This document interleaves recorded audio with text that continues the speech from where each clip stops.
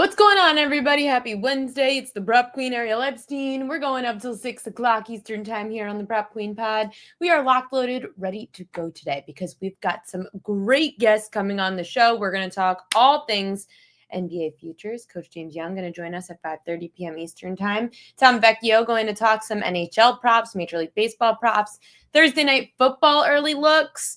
I've got that too. I'm going to talk some Thursday night football early prop bets. I'm going to talk some MLB, obviously. We've got the ALCS Game 3 tonight. I am super pumped for that, by the way. My computer is being very strange. I don't want it to fall over. Okay. Last night, snaps to the Los Angeles Dodgers. The Dodgers finally decided, let's try something new, right? Let's try something that the old school guys did. Why don't we leave in a starting pitcher? He's dealing. Why don't we try it? Oh, you mean it worked? You mean it worked? The Dodgers beat the Brewers 5-1 yesterday because they decided it would be a good idea to leave in Yoshinobu Yamamoto, who ended up with like the first complete game in the playoffs since Justin Verlander did it. I am so pumped about it. Just going to tweet out live now. MLB, TNF, NHL, and NBA props and futures with Tom Vecchio and Coach Young and Jay. Okay. Now that we're tweeted. Yeah, I'm pretty hyped up about it. I'm really hyped up about, I'm going to go through the stats. And then I think we also probably have, let me see what MLB said about it, because I didn't read about it yet from the MLB.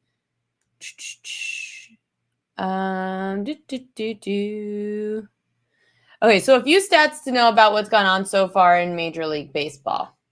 This is just the second year in which the road team went up 2-0 in both LCS games in the same year.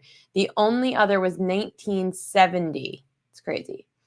Only the 2019 Nationals, who had 4 hits in the NLCS, have allowed fewer hits across the first 2 games of a postseason series than the Dodgers in this one, which is pretty crazy if you think about how they've limited the Brewers to just 5 hits.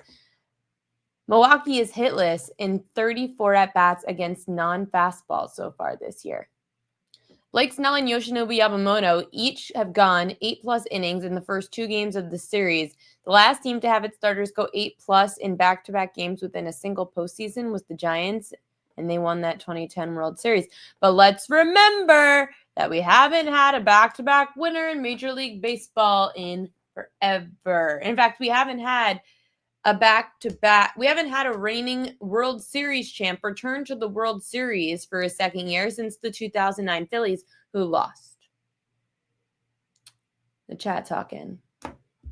All right. Yoshinobu Yamamoto was the first complete game since striking out 14 batters on 138 pitches, Game 6, 2023 for him in Japan. First postseason complete game since Justin Verlander in Game 2 of the 2017 ALCS. The last by a Dodger was Jose Lima in 2004, because we just continue to pull starters. Here's the other thing. Shohei Ohtani's just 3 for 29, 12 strikeouts in his last 7 games. His 7th inning single on Tuesday snapped an 0-for-15 stretch. Ohtani's 2 for 21 with 0 extra base hits and 10 strikeouts against lefties this postseason. So why do I feel, and maybe it's because I'm in New York and you guys could tell me what you think, why is it that everyone has been on Judge, but I feel like it's not the same hype on Ohtani? And you guys could tell me this in the chat. And I know that we see it on social media that people are posting the stat, but I don't necessarily see the national outrage. The national outrage was on Aaron Judge. I mean, I would turn on MLB Network and we're talking about it. I feel like we kind of just don't talk about like Ohtani. I know New York's loud. Yeah, and I guess because the Dodgers aren't necessarily struggling, we don't talk about it.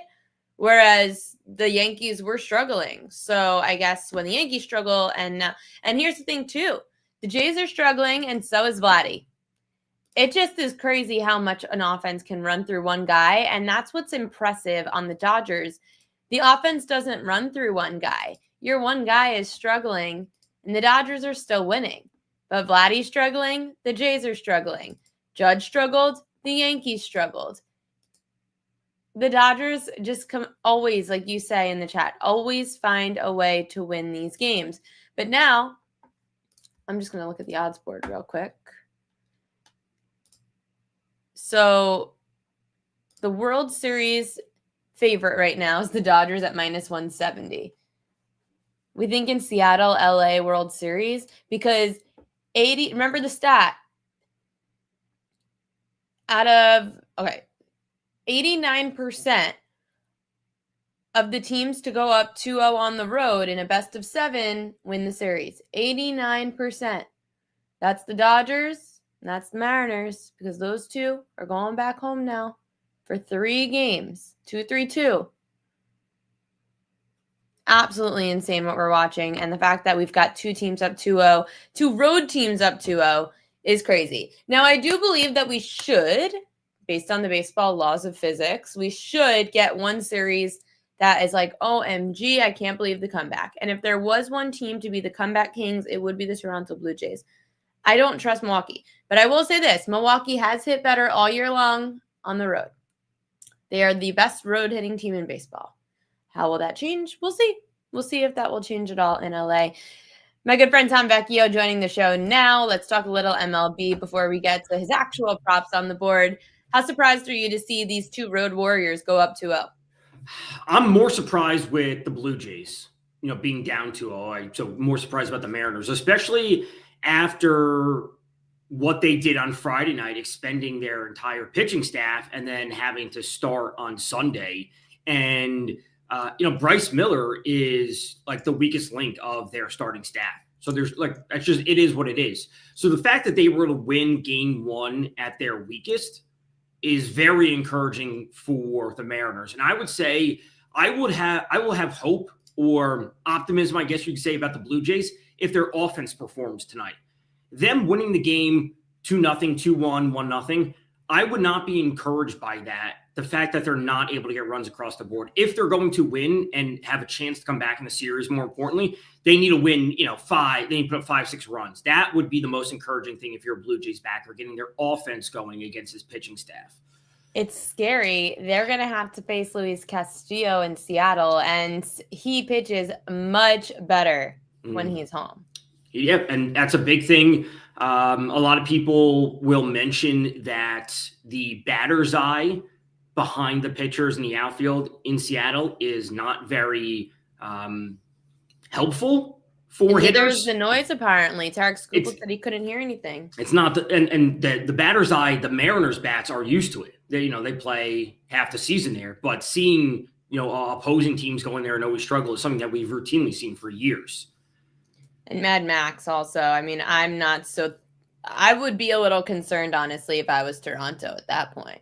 I think you have to be. I mean, Bieber tonight, right. I'm saying like even tomorrow, like you're going to get Shane Bieber tonight, but and then tomorrow you have Mad Max up against Castillo. And it's like, dude, tonight has to be a must win for Toronto. The thing I'd be most concerned about Scherzer is that he hasn't pitched in so long. He wasn't on the DS roster. So I don't remember the last date that he pitched. Obviously, would be sometime in September. But we're talking about, multiple weeks off at this point, right? And a lot of pitchers, I would say maybe September 24th. So we're talking about a good amount of time. And I would say not for him specifically, but I would say probably older pitchers, I would want to see them stay in a rhythm. Just so they have some level of consistency rather than, been off for 2+ weeks at this point is concerning. I want to see him come in. We know what we got from him last week. We know what we got from him the week before, but we really don't have that. So the one thing you could say is that he's rested. The question is, how much faith do you have in Shane Bieber tonight? Again, I don't think it comes down to Bieber. If the Blue Jays have a chance tonight, they need to get runs across the board. But when it comes to Shane Bieber specifically, what he pitched 70 some odd pitches in the last game, 60 some odd pitches. Why did you go out and acquire him if you're not willing for him to go deep into the game? He's a proven veteran. He should have a minimum of 80 pitches tonight. Doesn't matter if he gives up 2 runs, 3 runs. Let him go out there and pitch. You acquire him for a reason. Maybe we started a trend. I was pissed about it after the Dodgers pulled Blake Snell. Like, how have we not learned when the Yankees lost after Fried and the Tigers lost after Skubal? So finally, the manager of the Dodgers, Dave Roberts, decided let's leave in Yoshinobu Yamamoto last night. So maybe tonight you'll see somebody leave in a pitcher longer than they normally would have. There's honestly, for managers at this point, with the pushback that people, media, fans have given them, they're in a no-win situation. They really are. Like, and that's what it comes down to. If you leave in a pitcher and he gives up runs, like, why didn't you take him out? And then if you take him out too early and the reliever comes in and he gives up runs, like, why'd you take him out? The only way is if the pitcher stays there and does well, or the reliever comes in and shuts everything down. Like, it's almost a no-win scenario. I was okay with the state of if you're a Dodgers fan, with the state of the Dodgers bullpen, 1,000%. The state of the Yankees bullpen, I'm letting my starters go, and I'm going to get beat by the better pitchers because the better pitcher is the starter at that rate. Right. And it's also circumstantial. Like, if Bieber or Kirby gets into trouble tonight and they're at 68 pitches, don't pull him out. If he's pushing 90, like he struggled through the few innings and his pitch count just being piled up, foul balls, what have you, and all of a sudden it's the 5th inning and he's at 90 pitches, 95, that's a different story. But if he's sitting there at 50 pitches, don't pull him out. Like, he has gas in the tank. This isn't a fatigue thing. Any props that you were looking at today in MLB? None. I was considering Bieber going over the strikeouts just because I think he needs to be out there. And again, looking at the bullpen was not good in Game 2 for the Blue Jays. Looking back at the Yankees series, Game 2, the Blue Jays won, what was it, 13-7, if I remember correctly? The Yankees game? Yeah, of the series. The Yankees lost Game 1, 10-1. It was 10-1 and then like 13-7 in Game 2. Ultimately, the point is the Blue Jays bullpen's hasn't been great. So why not just let Bieber go, even if he gives up 2-3 runs, whatever it might be? Like, the bullpen has been the issue for them outside of the hitting. You don't like any hit props? None. There's 2. It's the fact that Jorge Polanco is apparently now Barry Bonds is unbelievable. And again, it's when it comes to the postseason, that's like betting these award markets in the postseason. Like, you could just take your shots. Like, it's not going to be Ohtani. It's not going to be Mookie Betts. It's Kike Hernandez. It's Tommy Edman. It's like these random players that are stepping up and have this hot streak over 5-7 games. That's all it takes sometimes to win an award. Let's take a look at what you like across the board, because you don't have anything in MLB, but you do have Thursday night football action already. But I guess we'll start with hockey because that's tonight. Right. So let's start with tonight. Hockey prop, shots on goal, plus money here. Why? So Tim Stützle for the Ottawa Senators going up against the Buffalo Sabres. Buffalo's been absolutely dreadful to start the season. They've always been a bad defensive team, but their offense just simply isn't getting it going. For the Senators, they lost Brady Tkachuk. He is now out for multiple weeks with a hand issue. He was arguably their best player. The other arguably best player would be Tim Stützle. Top forward line, top power play, over 2.5 shots on goal. You look at the Senators, small sample size, we're only 3-4 games into the season for these teams, but they're top 10 in the league when it comes to total shot attempts created per 60 minutes in 5v5 situations. So they're always been like an offensive first type of team. So the fact that we're getting their top line center and on the power play when their offense is factually weaker without Brady Tkachuk there, like, someone else has to do a little bit of the heavy lifting. And to see Stützle be the guy to step up should not shock anyone. So the fact that we're getting this big of a plus money price on it has me extremely interested, combined with the fact that they're going up against the Sabres, who are simply just trying to get their first win of the season as they're 0-3 or 0-4. So it's just like super straightforward. Just like, it's the best player on a team who's missing their best player. Let's just take him for some shots. What other trends have you noticed early on to start this hockey season? The Rangers can't score at home. They can't. They got shut out in Game 1. They go on the road. They score 4, 5, or 6, whatever it was, against the Sabres. They score another 5 or 6 versus the Penguins. Then they come home and they can't score. So that, just as a Rangers fan, that's infuriating. There hasn't been too much as of now. Looking at inefficient lines is really the thing that I like to look at. A young player stepping up. Matthew Schaefer, the number 1 pick, who's on the Islanders. He's just turned 18 at the beginning of September, and he is coming out and he's playing 20-plus minutes a night. He's scoring. He's shooting at a high volume, which is great to see. So players that shoot and their lines are, 2.5. Sometimes I like to alt them up to 4 if they're going to be getting in a game that's a 6.5 total. Bad defense on both sides, but good offenses. Those are the general trends I look for. But league wide, there's nothing to draw from in only a week old 4 or 5 games. How about futures, since we didn't get to those preseason, but anything that's posted that you would still tell people, hey, that has some value? I like the Lightning to win the division, the Atlantic Division. I know they're off to a bit of a slow start. I still like them. I still think they are the most balanced team, top to bottom. Nothing outside of that. It's really tough when the lines are pretty efficient, especially for the Eastern Conference with the Panthers, the Canes there. You're never going to be getting great spots. And things develop, especially at the trade deadline. There are some big names out there. So I don't like jumping in this early to the Stanley Cup / conference futures market. I always have my eye on them, but I'm never going to pull the trigger on a bet this early. We are betting early on Thursday Night Football. Kenneth Gainwell, under 17.5 receiving yards for you. We're kind of on opposite sides, but I don't have a insane take on it. I think this is one of those toss-ups. It's a divisional rivalry. Game 1's going to happen one way, and the same thing, the opposite thing's going to happen in game 2. So you're going to hit this over in one game, and you'll probably hit the under in the other. Why is this one an under for Gainwell? This matchup to me, and I know the Bengals are horrible defensively against running backs, either rushing or receiving. But this game to me seems as straightforward for the Steelers as possible. It's a short week. It's a divisional matchup, like you said. Get in, get out, get the win, and move on. And when we're looking at Gainwell, we have to take into context what he has done. And everyone's going to look back at his game log and look at his average on the season of receiving yards per game. And talking about his receiving yards per game this season, when it's phrased that way, or what he's done recently, I think is incorrect. And anyone who tells you Gainwell on his season average is averaging X is incorrect. The correct way to phrase it is in the 4 games that Gainwell and Jaylen Warren have played together, what is his receiving average? Because in the 4 games that he's played together, that is different than what he's done on the entire season. He got the start when they were over in Dublin, and he had 35 receiving yards. In the 4 other games that they've played together, he has posted 4, 16, 10, and 14 receiving yards in those 4 games. He is not playing a big role when they play in the same game together. He does not have a high target share when they play in the same game together. You can't look at the entire season. We have to isolate the game that he played and saw 19 carries and 6 receptions when Warren was not active. So seeing 35 boosts up his season average, but it's what is his season average when Warren is active and playing? That is the most important thing.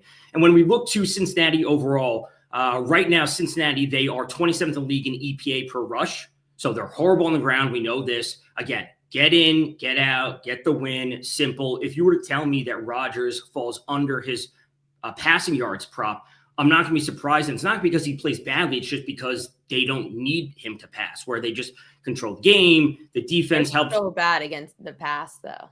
They are. But so he could easily go over that. But they're also horrible against the run, the Bengals. We saw this a couple of weeks ago with the Denver Monday night game, and Harvey and Dobbins were running all over them. Gainwell, from a rushing perspective, far more interesting to me. If they just get in and they both rush for 60-plus yards, Warren doing most of it, and they just come away with the win and they win by 10 points, that shouldn't shock anyone. But him needing to play a big role in the passing offense, that would surprise me.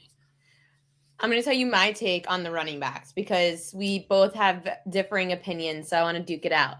The Steelers running back room, when we saw Najee Harris with Jaylen Warren, the last 2 years against the Bengals, Mike Tomlin had Jaylen Warren more in the passing game and Najee Harris more on the ground against Cincinnati. Now Najee Harris is gone on the IR, but also in LA. But then you have Jaylen Warren as RB1 now. So is Jaylen Warren going to pick up more of the snaps on the ground this time? And now you throw Gainwell in the mix in the passing game in replace of Jaylen Warren, or is Jaylen Warren just going off and going to have a massive game on the ground and in the air? I think it's the latter, where Jaylen Warren will just be good because he's good, but Gainwell just doesn't play a big role in the passing game to begin with. Right. So, and they also mixed in. So it's a little fishy that this number is 17.5.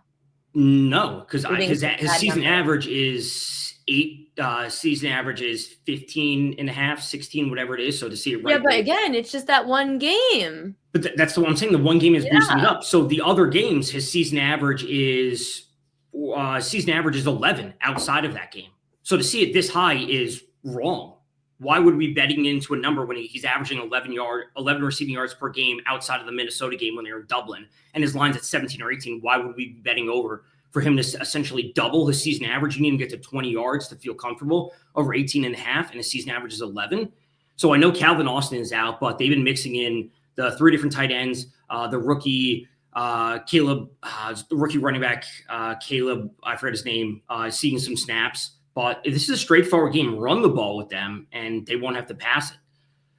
You think that they could cover 5.5? I think they could cover 9.5. Wow. Cincinnati's terrible.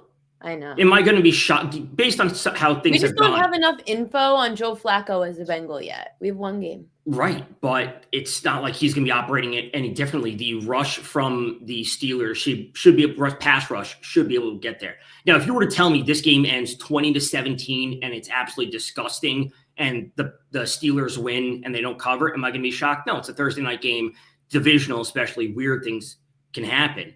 But Joe Flacco is a statue back there. We should be seeing multiple. TJ Watt's name should be brought up. And Mike Gesicki just got put on the IR, so now, he got put on the IR, so now you're going to have Noah Fant. So again, we don't have enough sample size for knowing, and I'm pretty sure that the Steelers have done very well against 11 personnel this year. I would have to look that up, but it sounds like not a surprise to me. So just to see again. TJ Watt's name is going to be, they're going to say his name like every other snap, every other drive about him making a play, causing pressure. Joe Flacco doesn't move in the pocket. He's wearing, lead boots back there, can barely move. I'd be more interested in taking unders on T. Higgins, unders on not Jamar Chase, but Chase Brown, just because they're not going to move the ball. They're not going to score.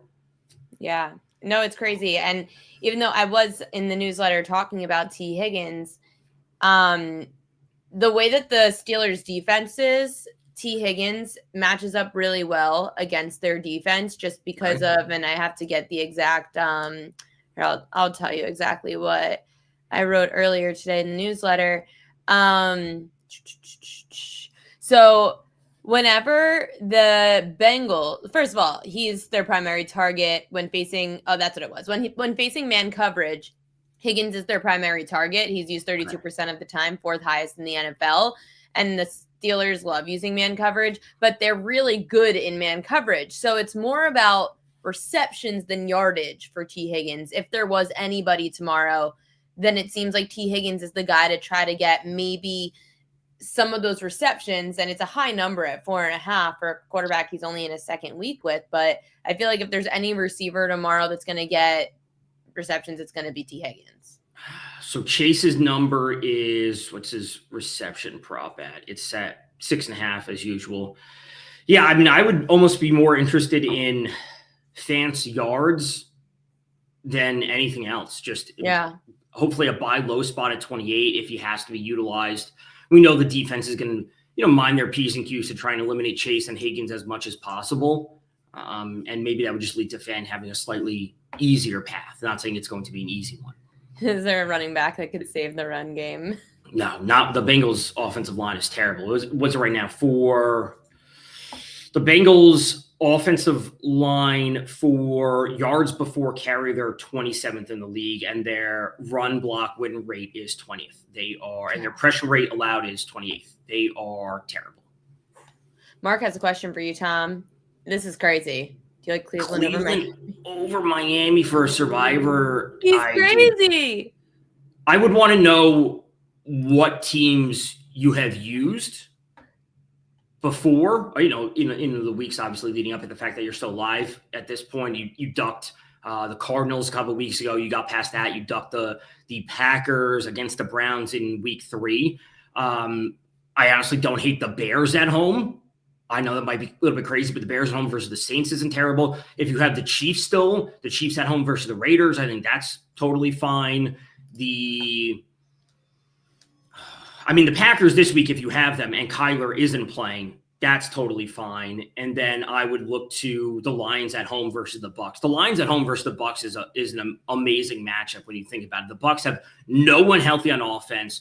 We don't know if Mike Evans is going to play. Godwin's probably not going to play. Bucky's out. Emeka Buka is out. And the Lions have no one in the secondary. Like, they are bringing up 4th and 5th string guys, and they can't cover anyone. But the Bucs have no one to throw the ball to. David brought up a good point. He said that they don't want to use the Pats on the road now that the Titans fired their coach. Totally viable, totally reasonable. That, especially, it's also with Vrabel coming back. Like, do we believe and I know we kind of do, but like, are we believing or buying in Tennessee because of the coach firing trend? I think effort will be there for Tennessee. I think there will be a renewed effort. If you were to tell me the Pats win, but it's ugly and they don't cover, I think that's the most reasonable thing. Also, I would not bet Tennessee at this point. They are +7. It was +8, +7.5. So the fact that you missed it, I would not be betting the +7 unless it moves back to 7.5. Any other lines stand out to you early this week? The Panthers Jets is just absolutely disgusting. That line flipped. Yeah, that's absolutely just a disgusting amount of football. It's going to be a real telling game for the Eagles versus the Vikings because we don't know who's starting at quarterback for the Vikings, and the Eagles' offense has been outgained in every game this season. They're going up against good defense who's rested. They are coming back from the international trip, but they chose to take a bye. I don't know. That's going to be a real telling game for both teams. Tom Vecchio, catch him at Tom_Vecchio1. He's the best. He comes on here every week to break down football, baseball, hockey now. You're very busy, man, Tom. Thanks as always for coming on. Thanks for having me. Good luck to those bets tonight, Tom. Coming on now, we're switching over to the association. He's very much on time today, like on the dot. That was really impressive. It's go time. I know that we had the WNBA. Now the WNBA is over. We'll talk about that for a second. But we've got to discuss what's about to happen in 6 days. 6 days from now, the NBA is locked, loaded, ready to go. And this man is going to help us through it all. Mr. Coach James Young, happy almost basketball season. Ariel, it is a pleasure. Listen, it's always great to follow my dear friend, Tom Vecchio. So it's been a minute. How you been? I'm great, Coach. Final thoughts, I guess, on the WNBA season? Well, I mean, listen, you got to give your credit to what Becky Hammon was able to do with the Las Vegas Aces, just the way they played. Ariel, this is second half of the year was dynamic. I mean, number one, Asia Wilson played like the best fucking player in the world, and it wasn't even close. But two was some of the other things. It was the move of putting Jewel Lloyd off the bench and trying to mix and match Jewel, Jackie, and Chelsea together in a lot of the spots to kind of give them all room to operate. Evans, fantastic. Gustafson, fantastic off the bench, as well as obviously Jewel Lloyd. And I think the sneaky other move was getting Melissa Smith in a trade with the Dallas Wings. Putting Kia Stokes, gotta remember, folks, when they were struggling, Kia Stokes was starting. By the end of the year, Melissa Smith was starting next to Asia, and Gustafson was the backup, and Kia wasn't playing. They were playing 4-on-5 on offense, and I thought it was key. What a job by Becky Hammon. It would have been interesting to see Phoenix if they would have had Satu, because Satu didn't look good in game 2, looked good in game 1, got hurt at the end of game 3, so didn't have her for game 4. But now comes the fun part of the WNBA, or the painful part. The fuck is going to happen with this league? I mean, Nafisa Collier won't meet with the fucking commissioner. Adam Silver stepping in saying he may have to step in. I mean, it's a damn clown show, and it's a shame that a league that finally is, I don't want to say got it right because there's so much shit that Kathy does wrong. A league that's kind of going in the right direction, and they're going to completely fumble all of this with a work stoppage. It would be a shame to see because this year it had so much drama, a lot of controversy, but at the same time, it was good for publicity. Felt like this was the year the WNBA got so much pub. it's all an absolute disaster. So was LeBron, by the way, starting this season, coach, who everyone was trying to buy, like, these people were buying freaking tickets for Cavs Lakers. Like, come on, guys. And he made this whole announcement over nothing, which I knew was going to be the case. It seemed way too dramatic. That shit was. And then, after all that drama, announces he's not even going to start the season. Shout out to LeBron. That's a disaster. Shout out to LeBron.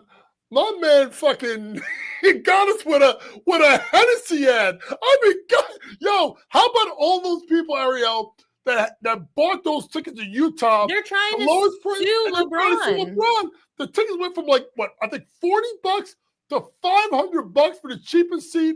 And this motherfucker came out and said he got a sponsor with Hennessy. By the way, I'm going to put it out right now. Coach Young don't fuck with Hennessy no more. I had it on my 30th birthday. It got nasty. Asked my best friend, Don McDermott. Haven't touched that shit in nearly 20 years. Some people don't fuck with tequila. I don't fuck with Hennessy. I don't care if Michael Jordan's endorsing it. I still ain't buying none of it. And then LeBron gets hurt. Bro, and then he got sciatica? I'm like, God, you can't make this shit up. So he knew. He had to wait for the stupid ad before he could announce that he's not going to start the season. Hey, listen, man. J-Rod made a great point. LeBron was sipping on that Henny. LeBron should have been sipping on that Henny a little bit longer ago, and maybe he wanted to get that sciatica and wouldn't be out 4 to 6 weeks. Just saying. Is this LeBron's last year? I don't know. I don't think so. I feel like he loves the attention so much he would announce when he's going to retire before a season. I think LeBron will play as long as that he is a top 10-ish player in the league. If he can continue to play at a high level, he's never going to beat Jordan on the rings. So he's got to lengthen like the stats in order to beat Jordan or be considered to be the GOAT. He could play 10 more years. He could be goddamn fucking Satchel Paige and play to his 50. He ain't going to be the GOAT to me. It's always going to be Jordan. But he is too, until you talk to some people who say they would take Kobe over. What about the Brett Favres, these guys that end up playing a little bit too long and they start to hurt their legacy? Yeah, well, I think the one thing about LeBron is respectfully, Ariel, he does such a great job of keeping himself in shape. That's something that we have to give him credit for. Sure, now, but age eventually catches up to you, and you don't want to hurt your chances. Ariel, I'm 6'7". I got the C6, 6'7". My neck. I got pains right now. So listen, I can tell you right now, the only fucking thing that's undefeated in this world is Father Time, and it catches up to all of us. The question is, Ariel, does LeBron get out before Father Time catches up with him? Correct. And I mean, I guess before we get to your futures, what do you think the status is of LeBron and his Lakers? I mean, I think they're a playoff team. I think Luka Doncic is skinny Luka, and I think that's fantastic for the Lakers. DeAndre Ayton's got it. I was, you know this because when we were on Sports Grid, I was always the head of the DeAndre Ayton fan club. I love Ayton. I love DA, but he'd never be denominating like he be saying he's going to do. So this is his last chance. If he could be, honestly, a 15-10 guy a night, which he does have the talent to be, that makes the Lakers interesting. But to me, in the Pacific Division, I like the Clippers. I know there's that. You always like the Clippers, Coach. Well, listen, it's about health. It's about Kawhi. Now, Kawhi for the first time looked like Kawhi and played for pretty much a whole year. Ivica Zubac should have been the most improved player. He did not get it. I do think Bradley Beal in his spot next to Harden, where he's like the third scorer, is key. I think John Collins is an enigma, but if someone can get it out of him, it's Ty Lue. And then you look at the bench with CP3, with Nicholas Batum, right? I'm missing someone else on the bench. But there's another key piece on the bench. I think the Clippers are going to win that division. You've got a couple other futures that we were talking about earlier today off air. and you're looking at the Eastern Western Conference winners. Nick's second shortest odds right now at just over 4-1. You believe? You still really believe? I think you're going to see a better offense out of New York. I think the key thing is the health of Mitchell Robinson. Everybody's talking about God, we can't. He's Brunson. Voldemort to me too. I know I know, but listen, him at the center with Cat at the 4 causes nightmares. They're going to be harder to load up on because of Jalen Brunson's not just going to pound the ball into the paper. They're going to space the floor, flatten the defense, and try to attack. I think the bench with Yabusele, with Clarkson, with Deuce McBride, with Larry Shaman. It was supposed to be Malcolm Brogdon, but he just announced his retirement about an hour and a half ago. I think their bench is going to be a lot better, which means you're not going to have to lean on those guys to play huge minutes. In the West, Ariel, it's the Thunder. I mean, there's no other fucking way to go around it. I was saying before he got hurt, I would have took a stab on Houston. Because I think Ime could be one of, if not the best coach in the NBA. And I think in a 7-game series, I think he could outcoach Mark Daigneault. But I think with Van Vliet being gone, unless you get a new point guard in this year, you don't have the makes talent. Me so sad because I was so excited for Houston this year. Yeah. They could go get someone. Well, it's interesting because, like, you know, and I just see J-Rod talked about, like, Russell Westbrook going to the Knicks. Like nobody even thought about, like, maybe Russ going to Houston, but that story's already been played. He's already played with KD, so they probably don't want that again. But the Thunder are to play. And then when they get the kid Nikola Topic, who I thought was a top 5 pick in the 2024 draft, missed a year with a knee injury, now is out for surgery. When they get him back as the backup guard, they're just way, way, way too deep. Let's get to my surprise teams. In the East, I'm going with the 76ers. When you say surprise, how big of a surprise? Well, people don't even know if they're going to make the playoffs. I think they're going to be a top 6 seed. Wow. Okay. This goes to the whole thing with Mitch. They fucked up last year when they didn't just give Embiid. They didn't make Embiid not play in the Olympics, and they let him play on that knee all year. He should have got that shit fixed in the offseason and would have been back last year. Now everybody's writing him off. Okay? With him. If he's healthy, he's a top 10 player in the league, probably top 5, let's be brutally honest. Right? Maxey missed a ton of time. He was ascending. He was so good in that playoff series versus the Knicks in 2024. Paul George, fuck it. You're a third scorer. Just don't fuck it up. Right? Which I don't think he will, because I still think Paul's got it. But to me, it's the 3 young guards. It's VJ Edgecombe, who I think is a stud. I mean, a fucking stud there. McCain, going to come off the bench. He's hurt. And let's see what happens with that thumb. And then they got a sneaky good trade at the deadline of Quentin Grimes. Put him on the bench. You have Kelly Oubre. I actually look at the kid, Adem Bona, the second-year guy out of UCLA, maybe the backup over Andre Drummond. I look at Philadelphia as being a surprise team in the East. And also, here's why. If they don't fucking win, that team is blowing up after this year. They're going to have to get rid of guys. Let's go to the West. Well, wait, so the Sixers win total is 42.5. And right now they're actually minus 220 to make the playoffs. So the books aren't down on the Sixers to make the playoffs this year.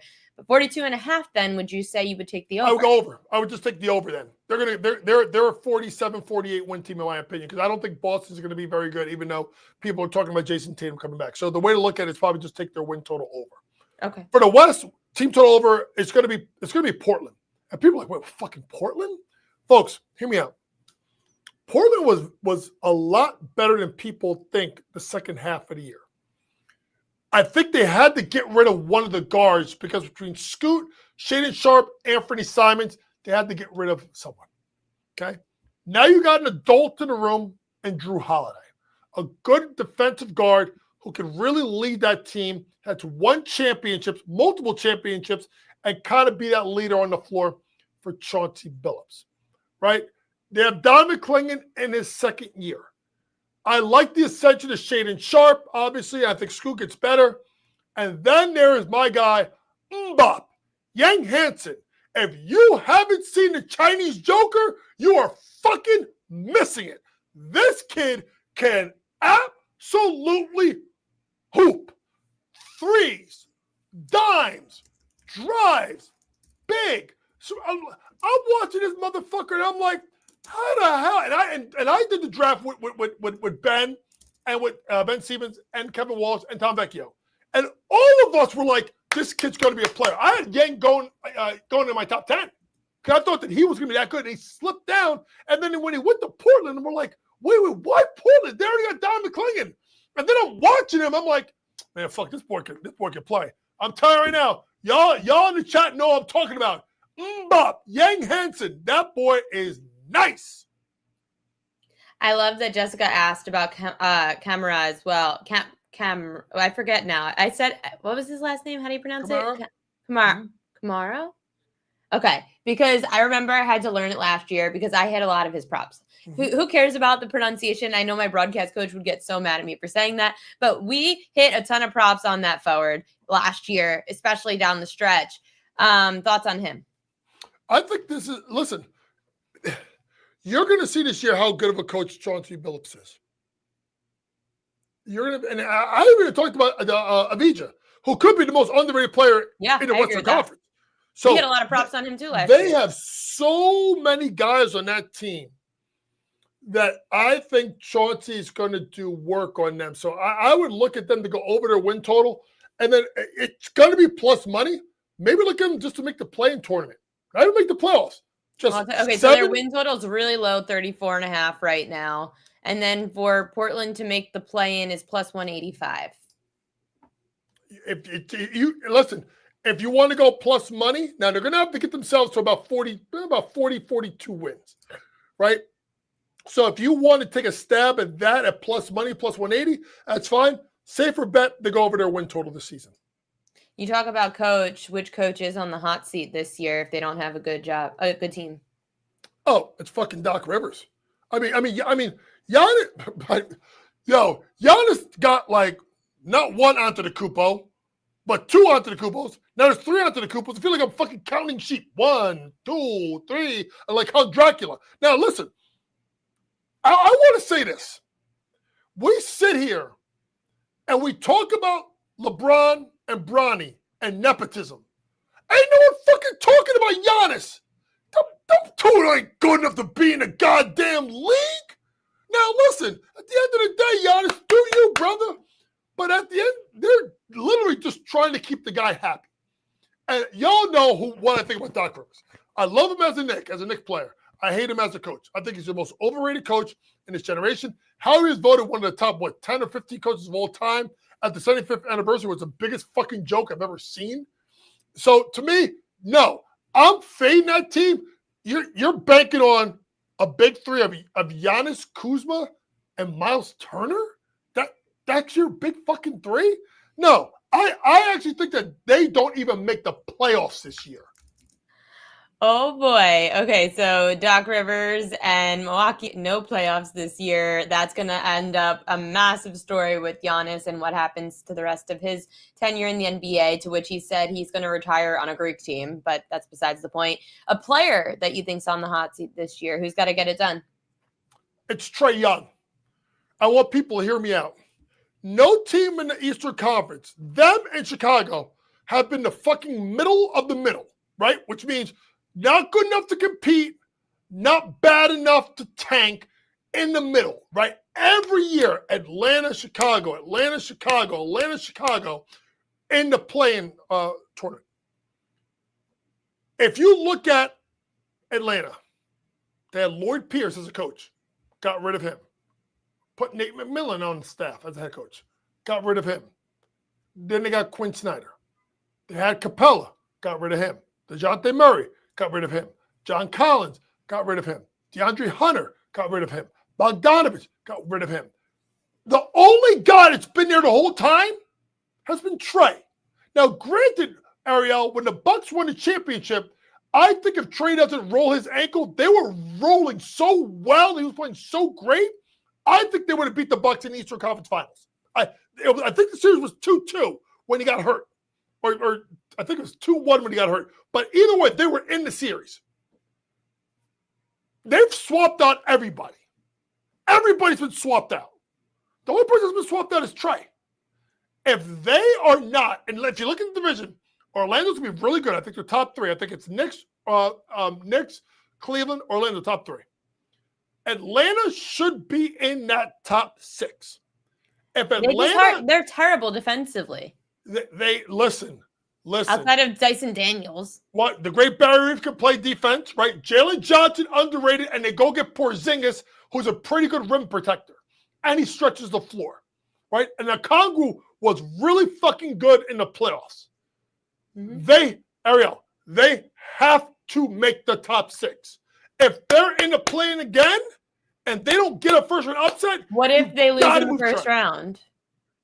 Again. If they're in the top 6 in a 3-6 matchup and they lose to Orlando in a 7-game series, 4 games to 2, okay. But don't give me this 40-42, 8th place in the East. That shit ain't cutting it. Miami is down. Charlotte, who I think is going to be better, is down. And the Wizards are going to fucking suck. Are the Wizards for Sky? No. That's Utah. That's Utah. Boy, I'm not sure my age. The movie Kid and Play? Kid with the high top fade? I'm fading Utah like a high top fade. Before I let you go, and the chat just asked, Uncle Ted just asked, Cooper Flag championship. But give us your take on Cooper Flag's rookie season. Cooper Flag is he's a chameleon, Ariel. Right, which means he could do a little bit of everything, right? Score, shoot the 3, which his form has gotten better. Rebound, pass, defend. Couple of ways you want to look at Cooper Flag. Number 1, look at stocks, steals plus blocks. He's really good at getting out in the passing lane. I got to give my shout out to John Shire because I thought what he did teaching those young kids at Duke defense was really phenomenal. That's why that team got as far as they did. And he's a sneaky good shot blocker. So look at him at stocks. The other thing is, I don't know if you looked it up, Ariel, but I talked to you about this earlier today. Cooper Flag to have at least 1 triple-double. Cooper Flag, with no Kyrie, they're going to play him a little bit at the point. And I don't give a shit that Kendrick Perkins said it yesterday. I said this months ago when he got drafted. And I think Kendrick did too. So I need to give my respect to KP. I think you got to put him at the point because it's 6'9", really good handle. You're going to put someone bigger on him, so he's going to have the speed advantage, right? It has the sight line and an excellent passer. Look for Cooper Flag to at least have 1 triple-double this year. I'm sure some books have some kind of odds out for it right now. How about retro asked Ace Bailey Rookie of the Year? Ace Bailey won't be Rookie of the Year. Ace Bailey's going to score the most points. Because you know why? I'm from Jersey. I watch him at Rutgers. That motherfucker don't pass. He don't pass. And honestly, with Utah, I wouldn't fucking pass it either. Only thing I pass it to is Laurie Marketing. And he may trade his ass too. So to me, maybe not Rookie of the Year, but if you can find like points props, if you can find say Ace Bailey, 17 plus points per game, 18 plus points per game, I can honestly see it happening. I just think Cooper Flag is going to have a more complete rookie year. And for that's why I think he's going to get it. Coach, I know you've got hot takes, and we're going to get you on again either later this week or early next week because you sent me some takes that you have, and I'm like, I can't wait to get you fired up, ready to go. We'll talk about when we'll get you back on. I can't believe the NBA is starting next week already. Can't wait to have you, and we'll talk some props.cash as well as the games go on. Good luck, Coach, to those futures. Yo, by the way, shout out to my guys, J Rod. I know you're in here somewhere. Where AOD? Where AOD is? I don't know where AOD is. AOD is he in jail? Do we need to send an ABP out to him? Do we have to look out for him? I don't know where AOD is. He's usually always here with you. Someone find AOD. And by the way, fade the Jazz. We got the Jazz. They ain't got no Jazz. By the way, last thing, when they moved from New Orleans, why did they change the name? Like the New Orleans Jazz, that makes sense, Yeah. right? The Utah Jazz don't Makes make no no sense. There ain't no fucking black people out there except for the ones that play basketball. And AJ DeBanza, but he got a couple of $1 million to go to BYU. But then here's the other one. The Grizzlies were in Vancouver. Then they go to Memphis. Maybe the Memphis should be the Jazz, and then maybe the Utah should be the Grizzlies. Bye, Felicia. We love you, Coach. You're the best. I knew he was going to have to leave on something silly because that's how Coach does. We don't just leave on a serious note. He's got to have some kind of take. We're going to have to cut it for social media. I owe him because I didn't cut his social clip last time, and now we're going to have to. AO Around was on another show. Oh, okay. I don't know where AOD is, but he's going to be sad he missed Coach. We've got Major League Baseball tonight. We've got Thursday Night Football tomorrow. So first, let's touch on what's tonight, and that's Major League Baseball. We've got the most bet on props of the day, according to BetMGM. It is time for propaganda.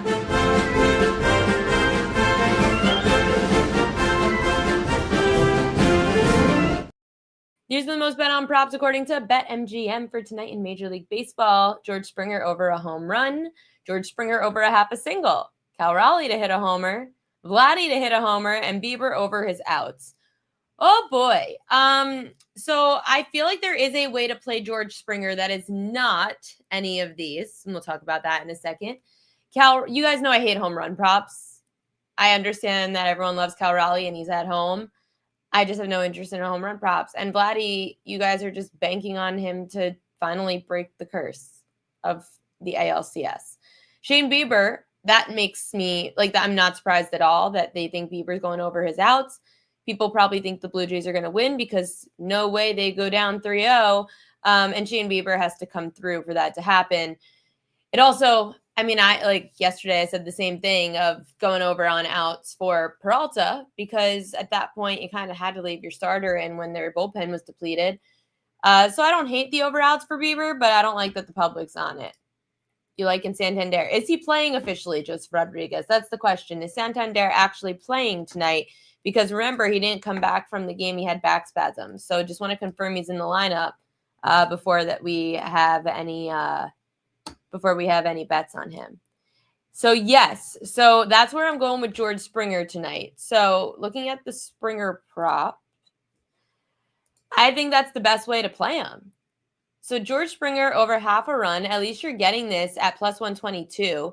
He scored at least one run in 4 of his last 6 games in Seattle, dating back to last year. That also includes 3 games scoring 2 runs. 2, not just 1, 2. Through Springer's last 20 road games at night against a righty, he's driven in at least a run in 70% of those last 20 games. He's hitting .375 against Kirby through 8 at-bats with a double. George Springer should get on base tonight and should score a run. So I'm going to say over a half a run scored for George Springer. And okay, we are confirmed that Santander is batting cleanup tonight. So I agree with Santander. I agree that he should be one of your over props. So we could take a look before I get to Kirby. We could take a look over at props.cash and see what props.cash thinks. Oh, I'm not even logged in. That's not good. Props.cash. So let's log in for props.cash and see. And remember, too, you guys can subscribe to props.cash, get 50% off on your first month if you use promo code PropQueen. So definitely go and sign up using promo code PropQueen to props.cash, and you could get all this information. So let's take a look at Santander. On props.cash, it says, according to their algorithm, because obviously hits is going to, it's only minus 120, actually. It's not a bet. So according to the props.cash algorithm, hits, runs, and RBI is the most likely to cash for Anthony Santander, which is minus 150. Great. So that sucks. Next one would be hits. That's a little weird. Let me see on Pickett what's going on with the best numbers. My group chat's blowing up right now. Apparently, my friend who rents out one of his places to somebody, his tenant died in the condo. So now my group chat's going crazy. That's what I have to deal with during this show. And apologies. I don't mean that's like not funny, but just like, why does that like now that happened during my show and now my group chat's blowing up about it. Oh, okay. Craziness. Looking at the best lines right now for Santander, yeah, over half a hit run RBI is minus 150. Santander over a half a hit. Minus 120 to get over a half a hit for Anthony Santander. So looking at props.cash again, his hits in his last 10 games, nonetheless, against, let's say, on the road against a righty at night in 2025. I don't like what this is doing right now. Hold on 1 second. We're being slow. 2025, away. Nope, at night against a righty. 50% of games. Why is it? I don't like what this is doing right now. Okay, the algorithm's being weird. And then we're going to go, let's just see away in the last 20 games. Okay, he hasn't been great on the road. I think, let's see, at home. Yeah, his numbers are better at home, which stinks. But if you guys like him, go for it. And then I've got the Kirby under, which I mentioned on the PropQueen.com newsletter yesterday. I got this at minus 102. We've been betting unders on Toronto all year. Anyone that faces Toronto, we go under. It's been profitable. I've hit in like 80% of the bets that I've had against Toronto this year when I've taken the unders. This postseason, no right-hander has gone over their strikeout prop. In fact, no right-hander has hit 4 strikeouts against Toronto yet this playoff. Against other low K rate teams, you look at Kirby, St. Louis, he had 2 strikeouts, 3 against Milwaukee, 4 against Washington. And the Jays strike out less than all those teams. So I would take the under here. 4.5 Ks for George Kirby tonight. Doesn't matter wins or losses. It's just a matter of contact. So as long as the Blue Jays, maybe their bats get going tonight. But I'm going with the under on Kirby. Early Thursday night football looks for tomorrow. And everyone in the chat's writing about, let's see, Shane Bieber owns the Mariners.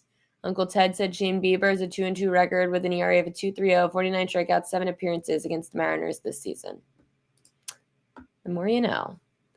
Early Thursday night football props. So Aaron Rodgers, Tom doesn't agree with me, and I don't love this. I didn't bet this one. I'll tell you what I did bet, but I'm just giving you the info. Aaron Rodgers over 215.5 passing yards.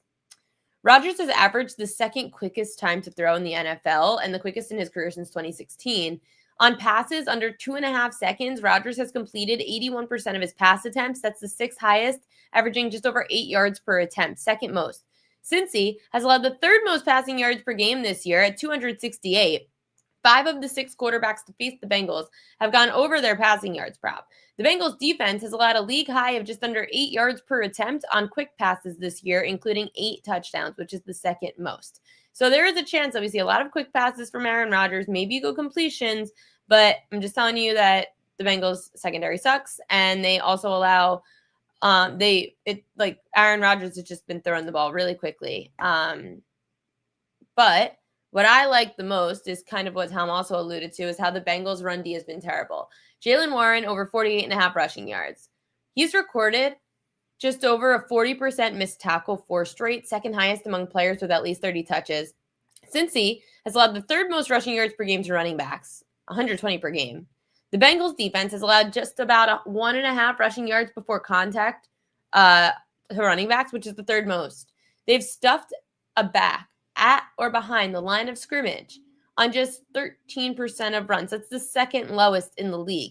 If you look back at Warren's history against the Bengals, he's never went over 48.5 rushing yards, but he was splitting those carries with Najee Harris. So Warren still had 49, 24, and 21 rushing yards with Najee Harris against Cincinnati. So now he's RB1 over on the rushing yards. And when you look back at those games, it was Najee Harris getting a lot of the touches on the ground, and then Jaylen Warren was in the air. So now if Jaylen Warren's RB1, then he's probably going to get a lot of the touches on the ground, and maybe we see Gainwell more in the air. Or maybe Jaylen Warren does both.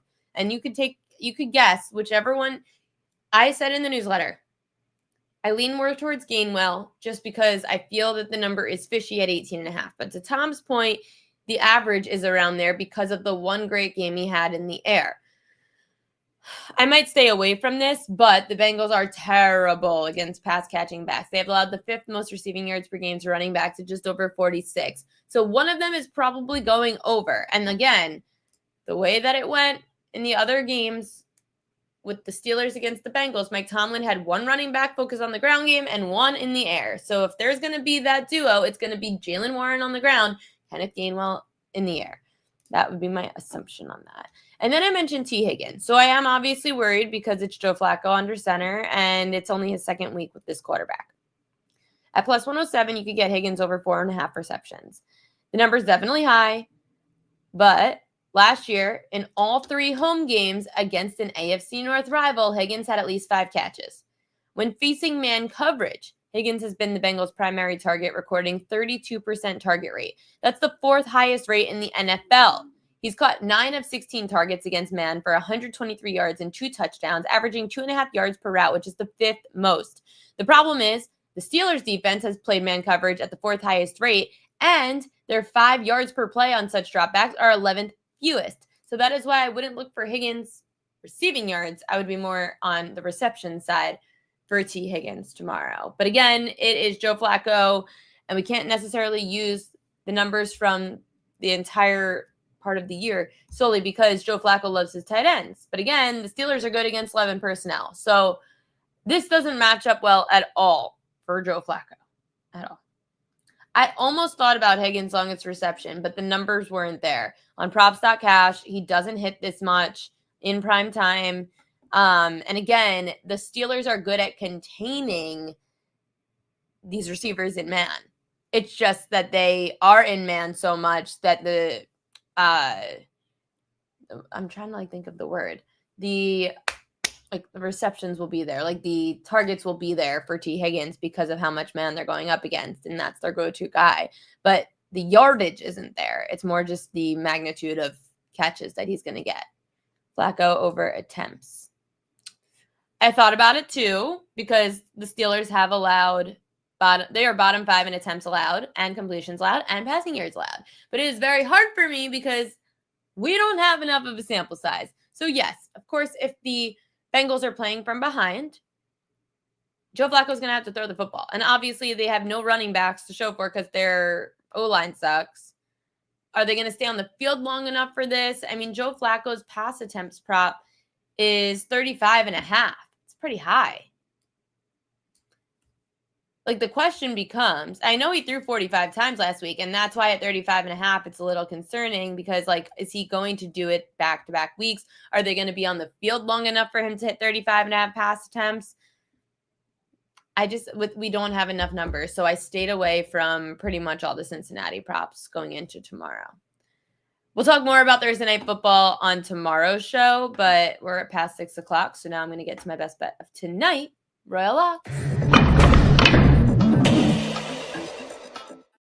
Royal Lock of the day, George Kirby under 4.5 Ks. We are going to ride these unders on the Blue Jays until it's over. Blue Jays unders have been profitable all year. They average about 4 strikeouts a game against righty starters. 0 of the righties to face the Blue Jays have even hit 4 strikeouts yet this postseason. George Kirby, he's going under 4.5 strikeouts tonight against the Toronto Blue Jays. You want some soccer plays? I don't do that, but I do have friends who do. So if you really do want soccer plays, I can get some soccer plays for you from my guy Marco. I could bring him on this week, tomorrow, or Friday, and we could talk soccer. I'm just really bad at soccer. I don't know anything. I don't know what's going on. I don't know where we are in the calendar. I don't know which leagues are playing. So you guys in the chat, you have to ask me about those sports. If it's not a big 4 and you want it, ask me. And I have friends that handicap literally every sport. I will never come on here and handicap something that I don't feel confident in. So if you guys want certain sports that I don't focus on, write it in the chat, and I promise you that I will get them. Tomorrow, we are bringing on our good friend from over at NHL.com, Troy Perlowitz. If you guys remember, he was with us through the entire Stanley Cup playoffs. He was awesome. He gives us a laundry list of hockey props. So he's going to come on tomorrow and discuss Thursday hockey. I was going to bring him on today, but it was a short slate. Tomorrow's the big slate of hockey games. So we've got hockey tomorrow with Troy. Mark Zinno's going to come on, talk college football, NFL, Major League Baseball. We did have some NHL. Tom gave out a prop today in the NHL, so I'll post it to social media for you guys. Breeders' Cup Classic. When's that, Mark? When's the Breeders' Cup Classic? I have to do that too. I could ask Samich and see if he would come on. He does baseball too. He does every sport really, so we could talk to Samich. Thanks, guys, for tuning in. As always, thank you to Coach James Young for joining the show. Thanks to Tom Vecchio. And as always, if you guys missed anything, you could go to the YouTube at Prop Queen Sports. The YouTube page will have all of the segments clipped. So if you just want to hear Tom, you just hear Tom. If you just want to hear Coach, you could just hear Coach. You just want the Prop Queen edges, go subscribe, like on Prop Queen Sports YouTube page. It helps a lot to like and subscribe, and also gives you all the info that you need going into tonight's slate and going into tomorrow as well. See you guys tomorrow on the Prop Queen Pod, 5 p.m. Eastern Time.